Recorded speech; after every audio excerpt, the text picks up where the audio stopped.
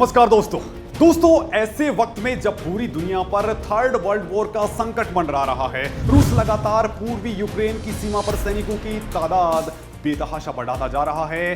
अपने robotic tank यूरेन 9, घातक T-14 आर्माटा tank, खतरनाक ड्रोन और महाविनाशक मिसाइलें तैनात कर रखी हैं। ऐसे में सवाल उठ रहा है कि महायुद्ध होने की सूरत में भारत का रुख क्या होगा? क्या भारत अपने पुराने दोस्त रूस, जो अब दुश्मनों के साथ पिंगे बढ़ा रहा है, उसका साथ देगा या फिर यूक्रेन की मदद करेगा?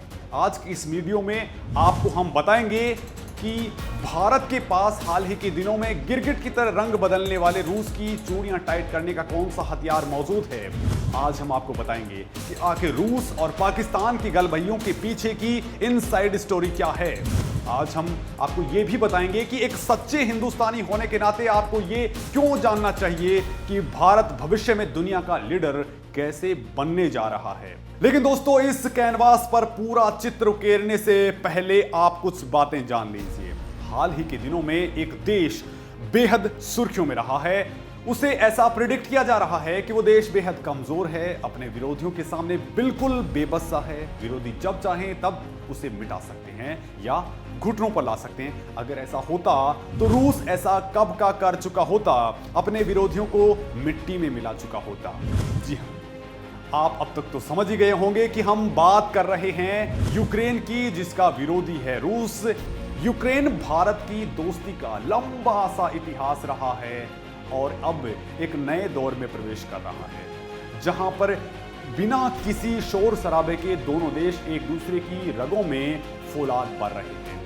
दरअसल दोस्तों, जैसे संबंध भारत के अपने पड़ोसी मुल्क पाकिस्तान से हैं, कमोबेश वैसे ही संबंध रूस के अपने पड़ोसी मुल्क यूक्रेन के साथ हैं। एक और जहां भारत अपने बदमाश पड़ोसी देश पाकिस्तान की नापाक हरकतें झेल रहा है, तो यूक्रेन उल्टा ये आरोप लगाता रहा है कि रूस अलगाववादियों को शह देकर यूक्रेन में अस्थिरता पैदा कर रहा है।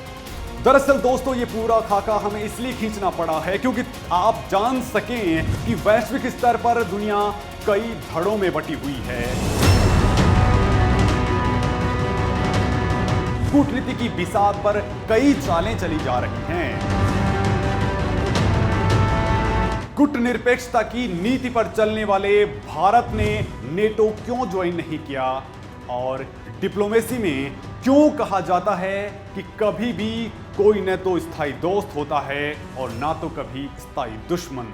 दरअसल दोस्तों, रूस को राइट टाइम रखने के लिए भारत के पास रूस का कट्टर विरोधी साथी के तौर पर मौजूद है, जो पाकिस्तान के साथ रूस के बढ़ते याराने के जवाब में जैसे को तैसा, यानी टिट फॉर टैट के एक्शन के तौर पर देखा जा रहा है। दरअसल दोस्तों, आंकड़ों के आधार पर देखें तो रूस यूक्रेन पर 22 ही बैठता है, लेकिन आंकड़ों की बात ही अगर हर बार हकीकत में तब्दील हो पाती तो शायद आर्मेनिया को अजरबैजान ने 45 दिनों में ना पीट दिया होता।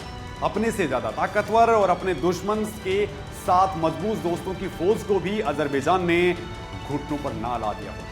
दरअसल एक जमाने में यूएसएसआर के वक्त में सोवियत संघ का हिस्सा हुआ करने वाला यूक्रेन आज आजाद मुल्क है और तकनीक के मामले में वो किसी से कम नहीं बैठता। जेट विमानों के इंजन बनाने की बात हो या फिर ड्रोन का निर्माण, यूक्रेन की टेक्नोलॉजी बेमिसाल है और सीमा विवाद के कारण रूस की यूक्रेन से अदावत काफी पुरानी है। दोस्तों, ऐसे वक्त में जबकि रूस के दोस्त भारत की पाकिस्तान से कट्टर दुश्मनी है, फिर भी रूस अपने दोस्त के दुश्मन को मदद पहुंचा रहा है, तो भारत को भी इसका काउंटर मजबूरन करना ही पड़ेगा। रूस और पाकिस्तान की नजदीकियां इन दिनों काफी बढ़ती जा रही हैं। रूस ने पाकिस्तान को $8 बिलियन की मदद करने का ऐलान तो किया ही है, साथ ही ये भी कहा है कि वो पाकिस्तान को स्पेशल सैन्य उपकरण भी देगा।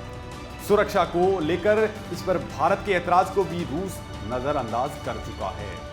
अमेरिका से मुकाबला करने के लिए चीन के साथ दोस्ती बढ़ा रहा रूस, चीन के चमचे यानी पाकिस्तान को, जो कि हिंदुस्तान का कट्टर दुश्मन है, उसके साथ सैन्य अभ्यास भी कर चुका है।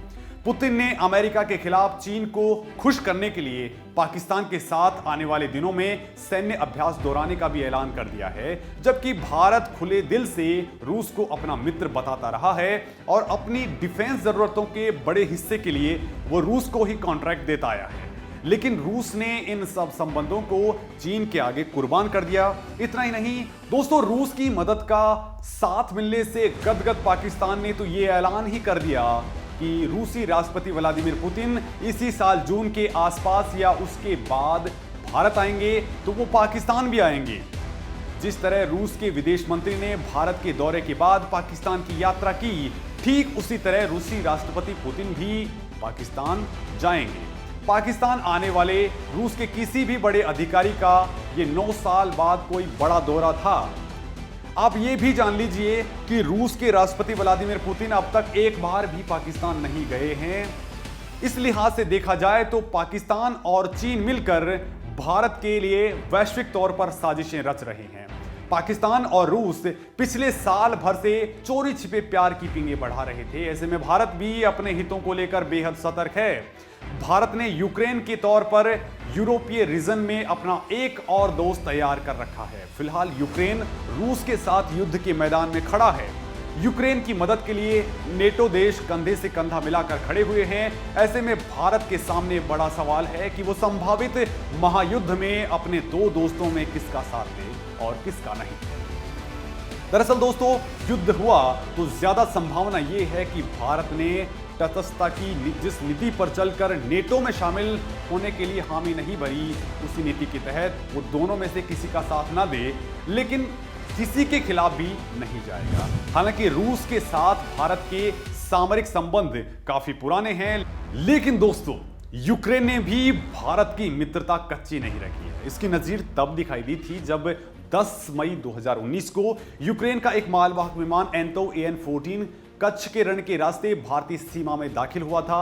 यह पाकिस्तानी सीमा से भारत में उस वक्त घुसा जब दोनों देशों ने फरवरी में हुए बालाकोट एयर स्ट्राइक के चलते नागरिक विमानों के लिए अपनी वायु सीमाएं बंद कर रखी थी।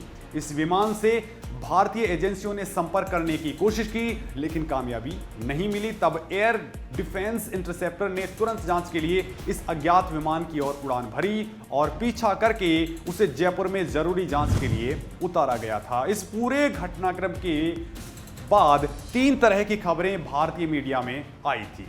भारतीय वायुसेना के प्रवक्ता के हवाले से बताया गया कि भारी मालवाहक विमान कलपुर्जे यानी स्पेयर पार्ट्स ले जा रहा था और उसे यूक्रेन की इंजन बनाने वाली कंपनी मोटर सिच ने लीज पर लिया था।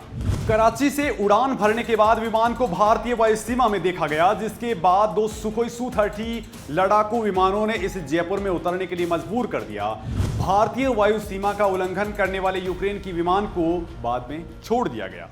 दोस्तों, इस पूरे घटनाक्रम के मायने समझिए। फ्लाइट ट्रैकिंग वेबसाइट फ्लाइटेरा के मुताबिक मोटर सिच AN-14 विमान ने पूर्वी बुल्गारिया के बाउरगस से उड़ान भरकर जॉर्जिया के तिब्लिसी में लैंडिंग की।